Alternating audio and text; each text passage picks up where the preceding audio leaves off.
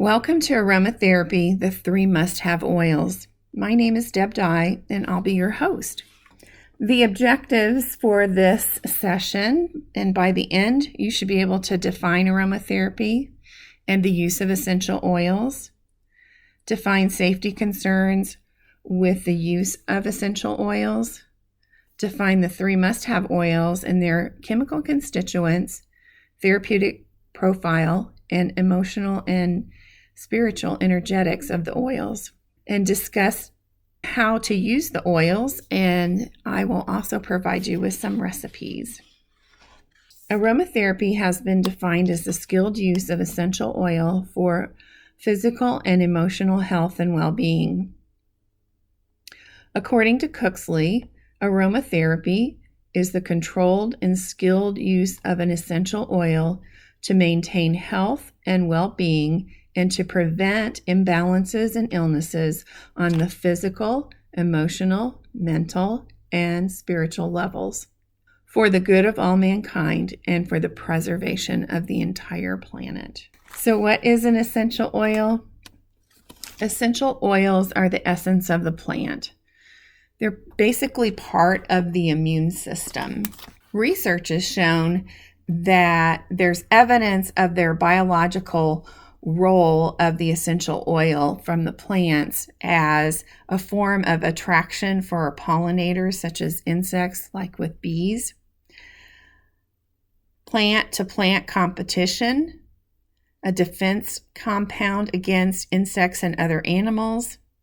It has an antimicrobial property for the plant, an anti-transpirant action for the plant, which means basically keeping the plant from losing its water, and then also to help in the plant's own wound healing. Essential oils are also defined as concentrated volatile aromatic compounds produced by the plants and used in the practice of aromatherapy.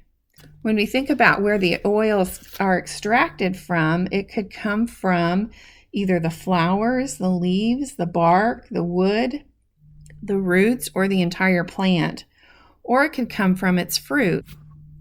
It's important to remember that essential oils are very concentrated, 75 to 100 times more concentrated than the fresh herb.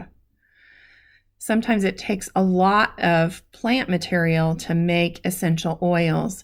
And probably one of the most expensive oils that you'll encounter is rose. It takes a lot of rose petals to make an ounce of oil.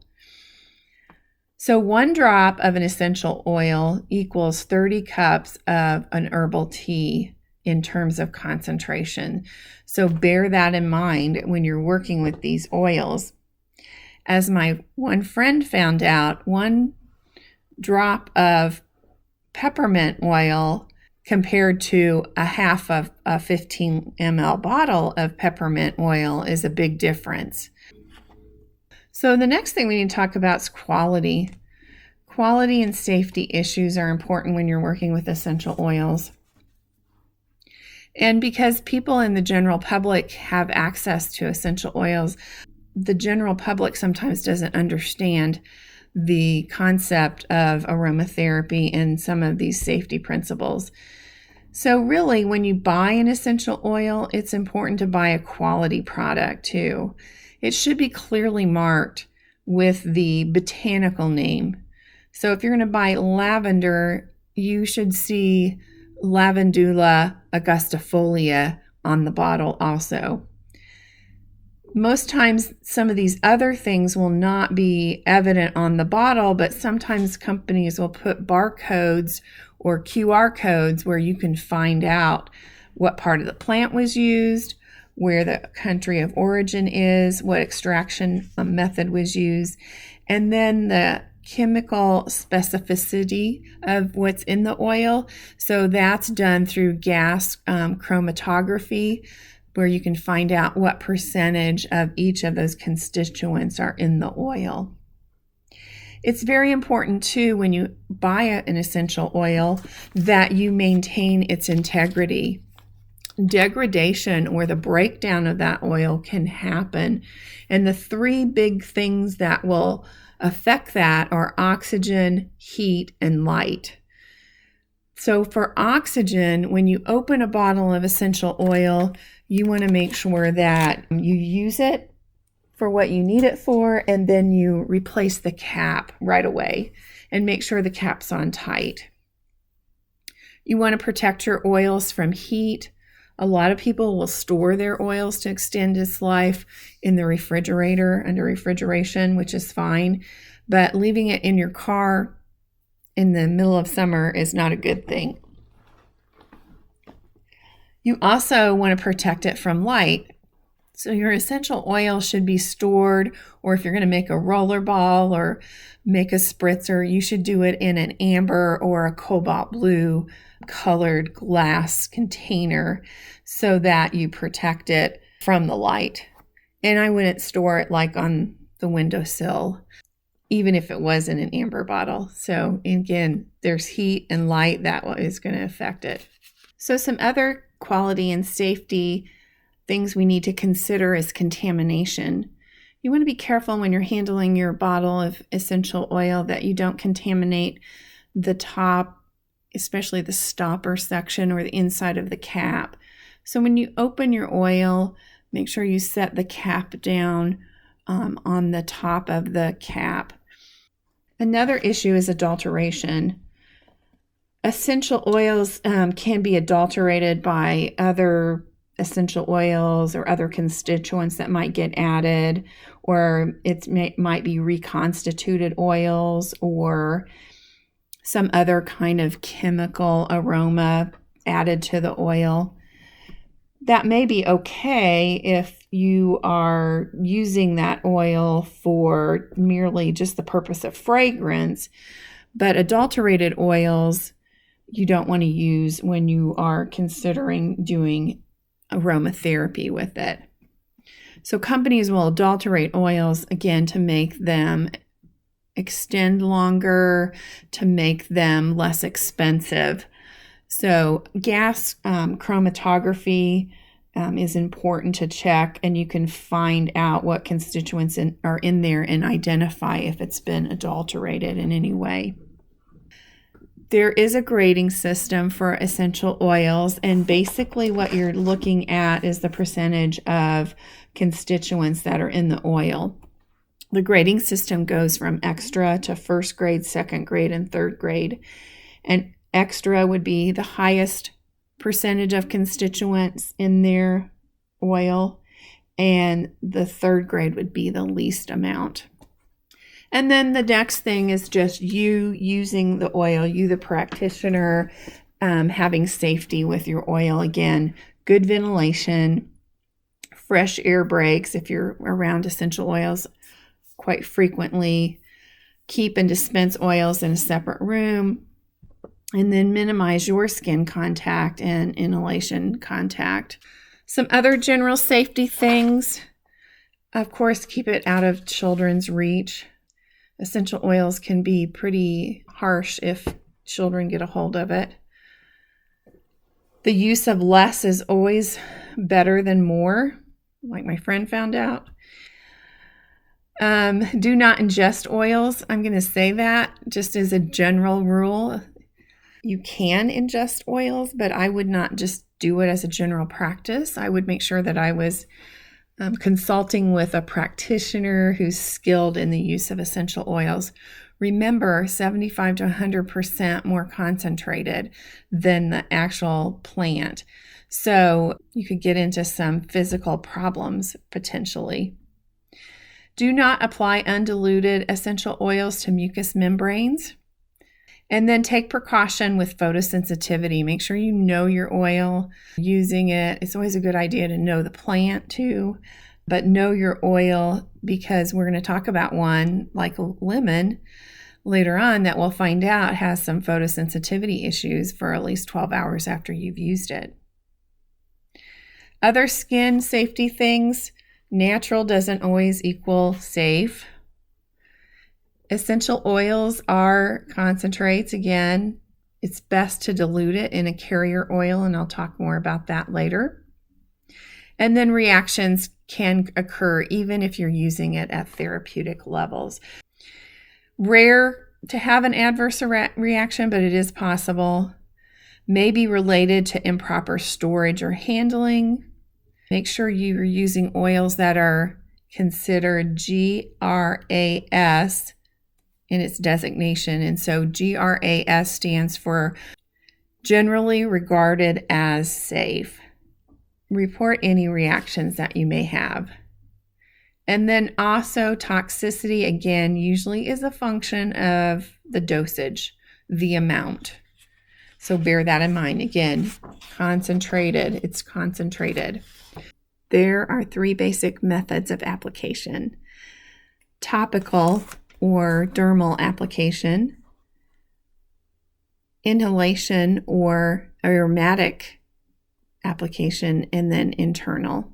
Again, I don't recommend internal application of essential oils unless you have been prescribed it from a practitioner.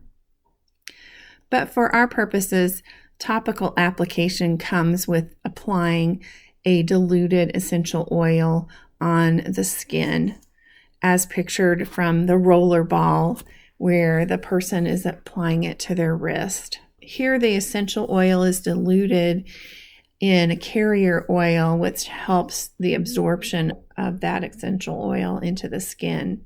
And then it will be picked up by the small capillaries and into the bloodstream.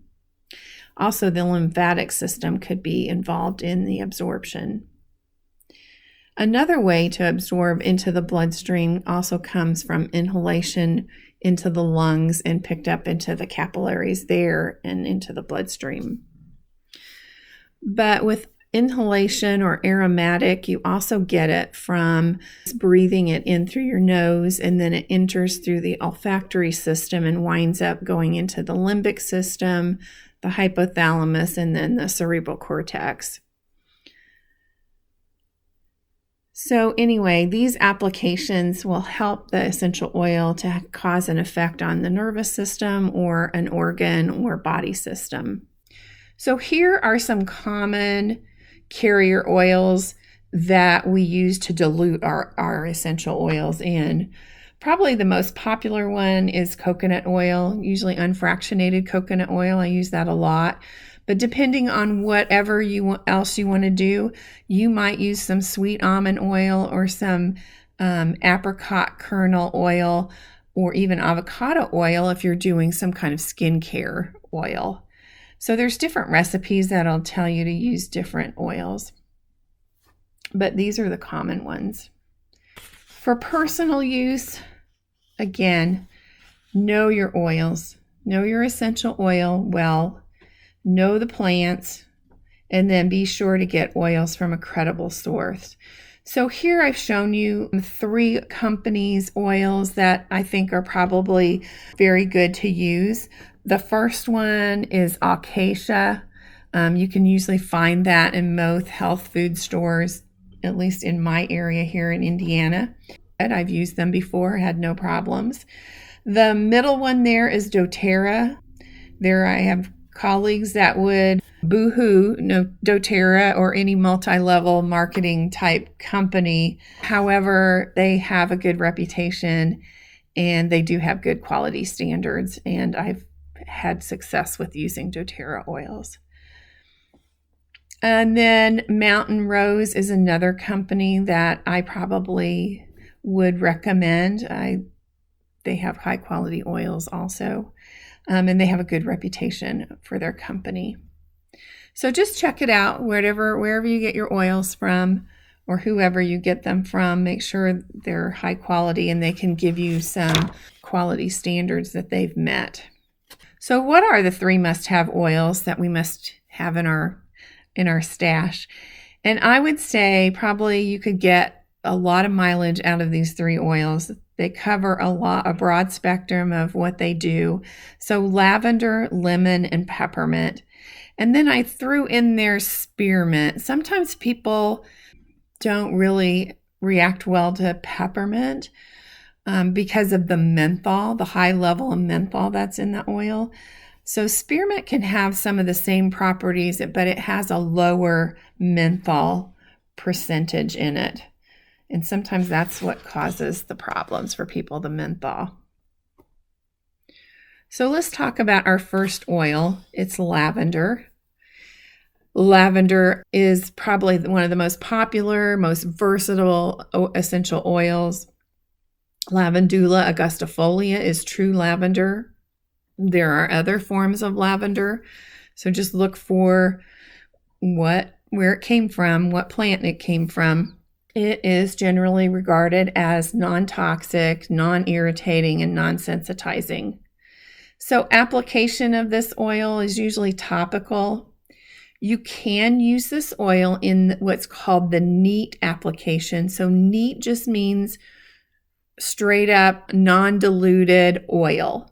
A drop or two can help, and put that on an affected area.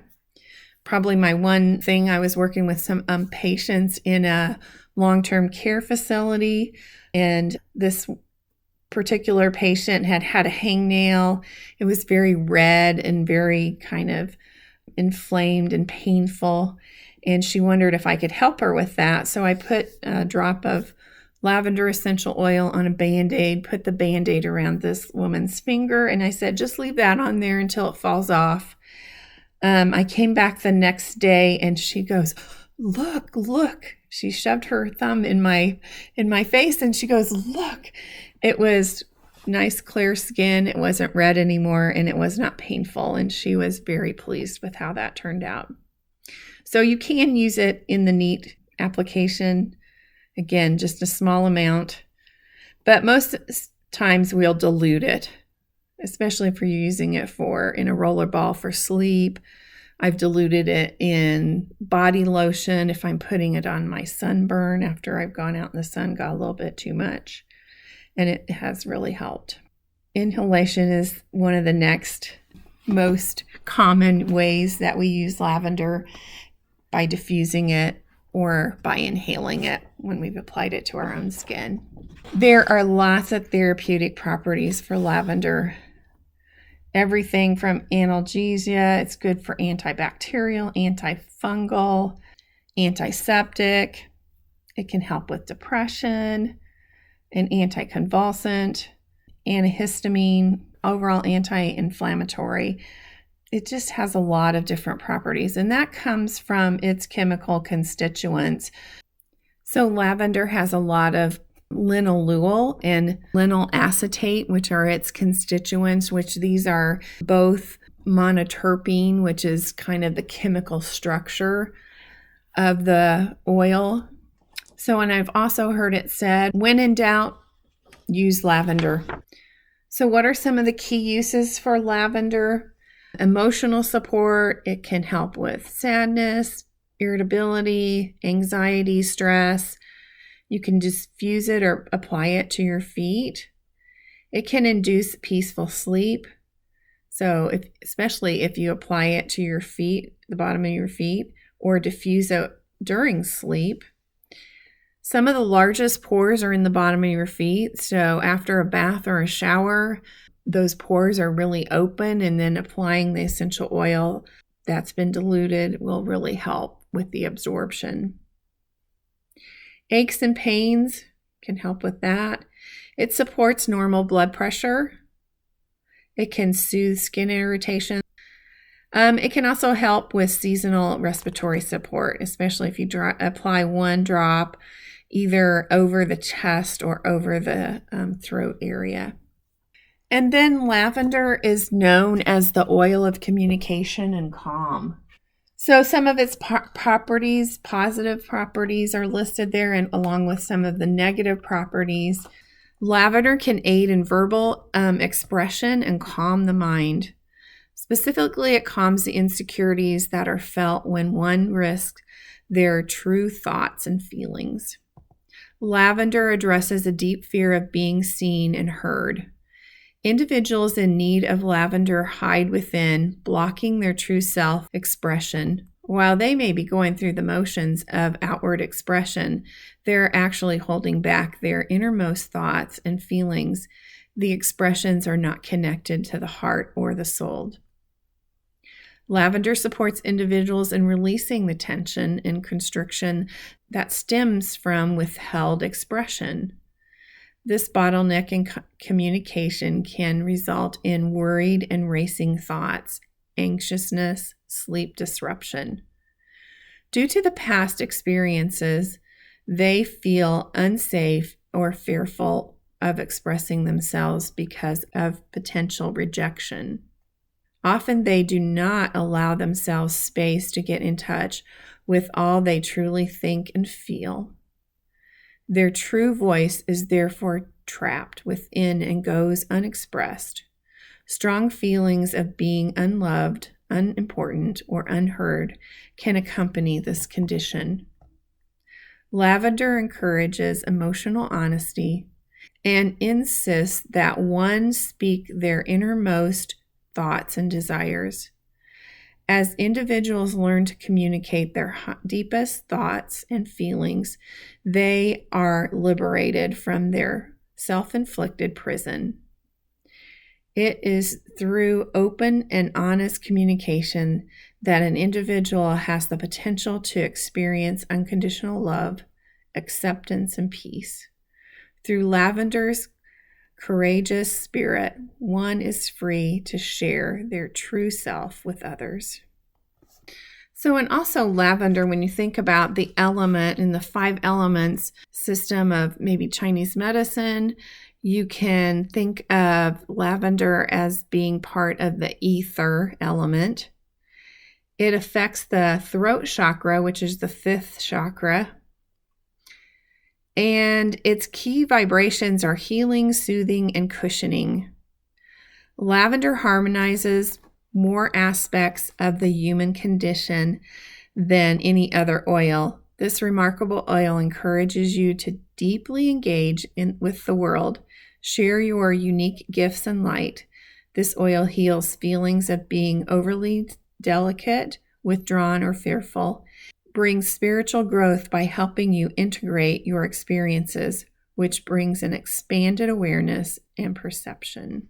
So that's lavender, again, known as the mother of all oils. And like I said, when in doubt, use lavender. Our next oil is lemon, citrus limon. It is generally rated as safe.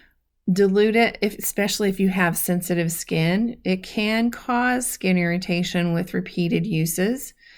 Avoid sunshine for at least 12 hours after application because it causes photosensitivity. And for topical use, I highly recommend diluting this oil. And probably its most popular way to use it is basically to diffuse it.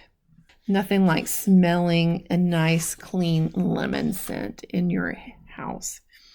The therapeutic properties of lemon are listed here.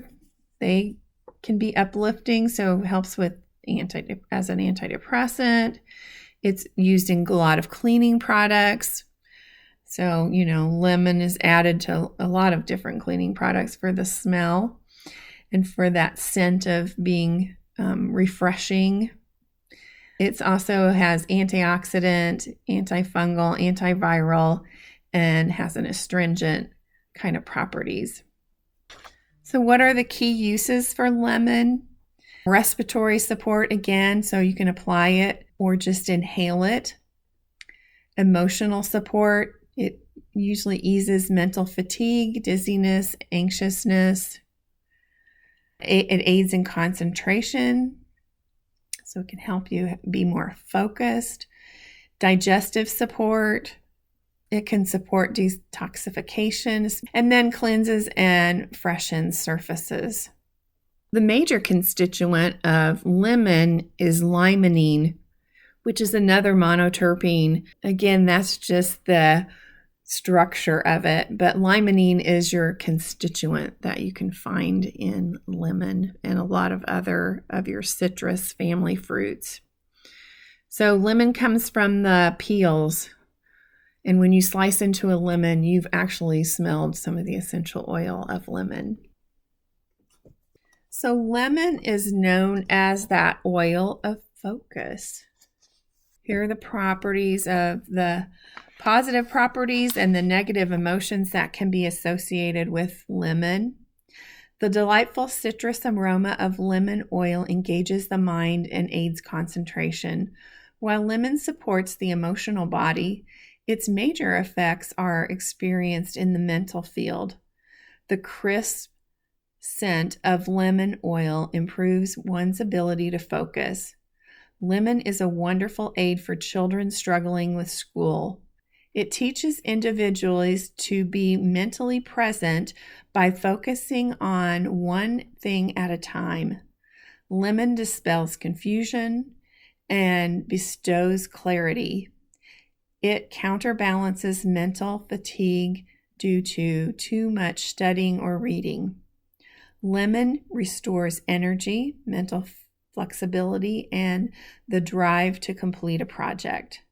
Lemon is especially helpful in cases of learning issues, whether an individual has a difficult time concentrating or feels incapable of learning. Lemon clears self-judgment, such as I'm dumb or I'm not a good student. Lemon calms fears and insecurities while restoring confidence in the self. Emotionally, lemon inspires a natural playfulness and a buoyancy in the heart. It assists in releasing feelings of despair and hopelessness by restoring feelings of joy and happiness. Lemon inspires joyful involvement in the present moment by infusing the soul with energy, confidence, and alertness.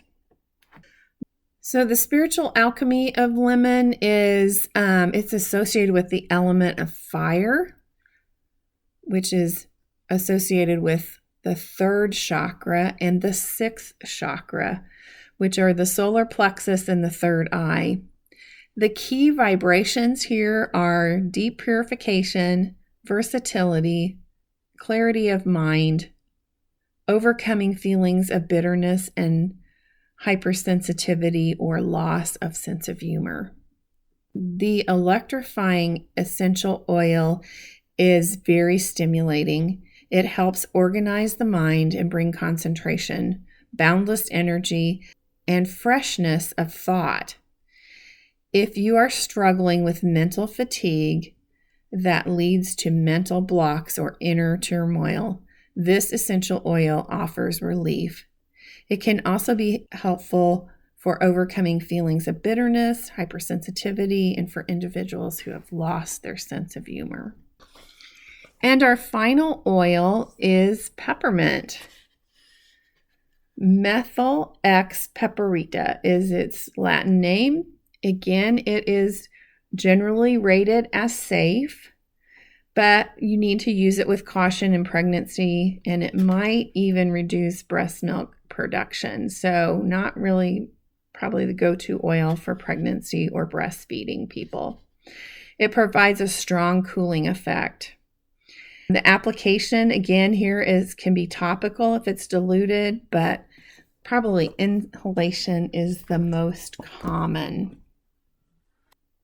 And peppermint, again, the major constituent of it is menthol, which again is another monoterpene. So the therapeutic properties are listed here. Again, analgesia for some muscle pains, it can be helpful. Antibacterial, anti-carcinogenic, anti-inflammatory, antiseptic, antispasmodic, antiviral, and it's very invigorating oil.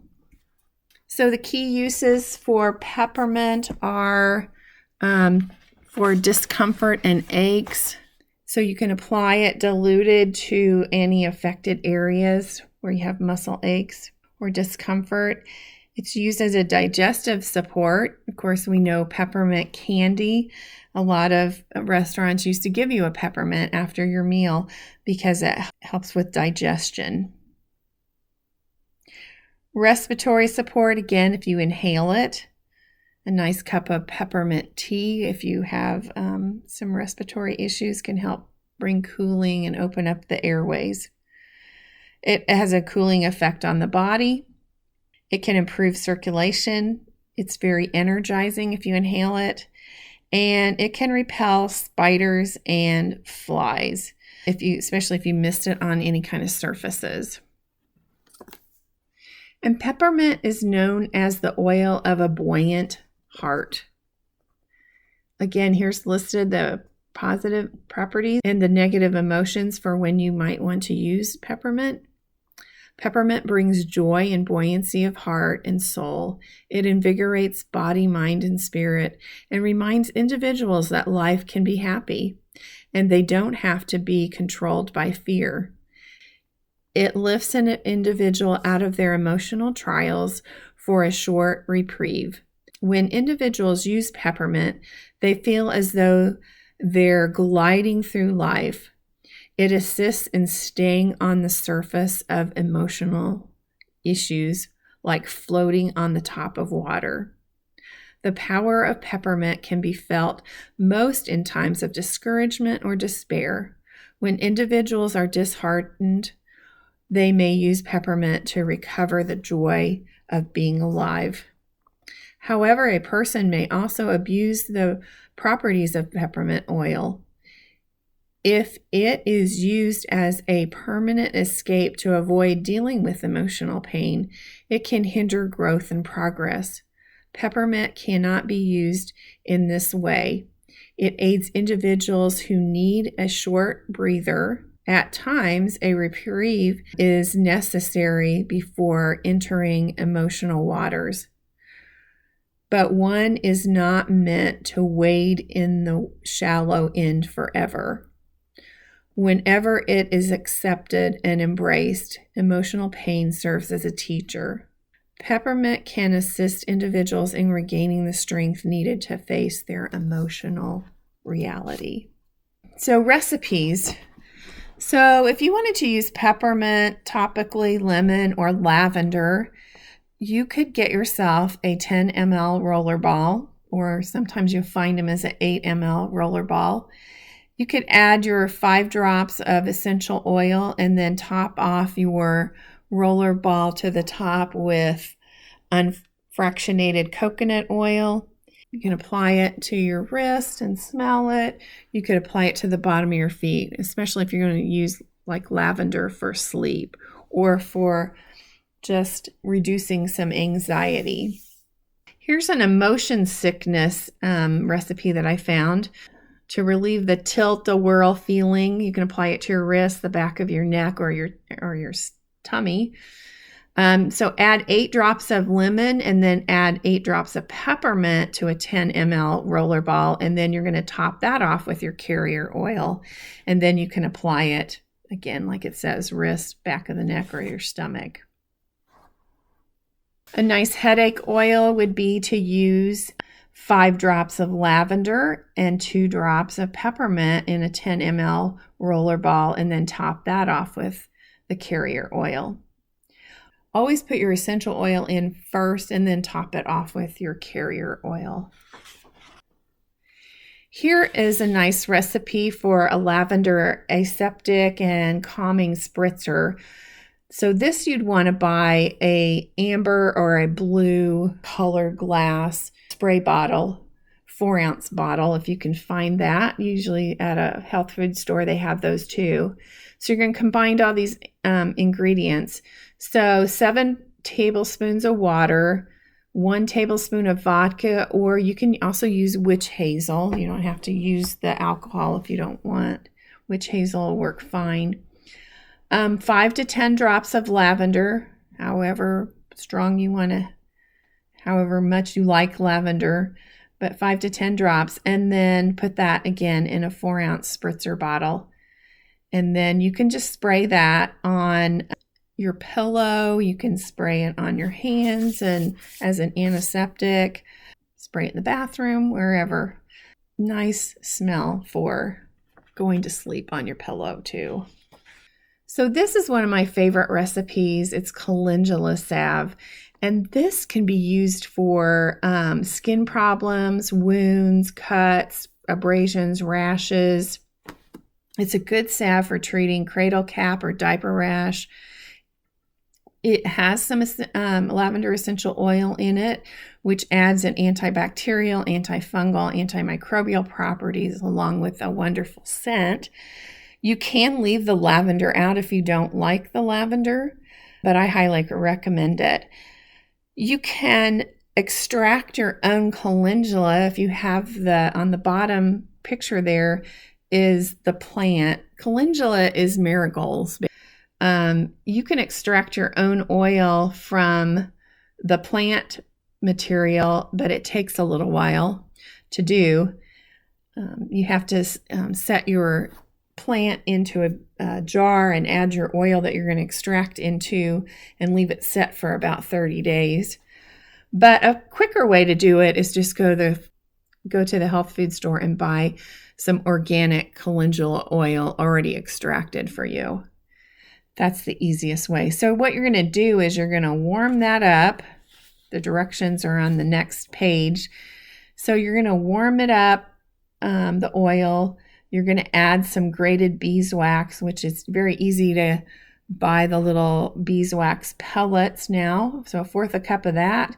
You're going to melt that all together. Then you can add 4 to 6 drops of lavender essential oil to it.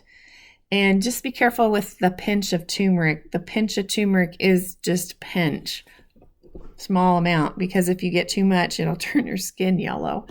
But that's just in there for some color. So once you have that mixed up, it's going to make about 4 ounces of salve, which you can pour in small containers, small metal containers, or you can pour it in one big one if you want to. But a really nice salve. You can check the consistency if you spoon out a little bit on a plate and put that in the freezer for a minute and then see how firm your salve is. If you need more beeswax, you can always add that. But I found that the 1/4 cup makes it very nice. You don't have to do anything different with it. And it will last for up to a year if you keep So that's the end of the 3 must-have oils. My references are here to follow. And I hope that you learned something from this and can find some use for lavender, lemon, and peppermint in your self-care practice. I have linked a PDF copy of some of the recipes in this video and also some other recipes that you can use. You will find it linked in the video description below.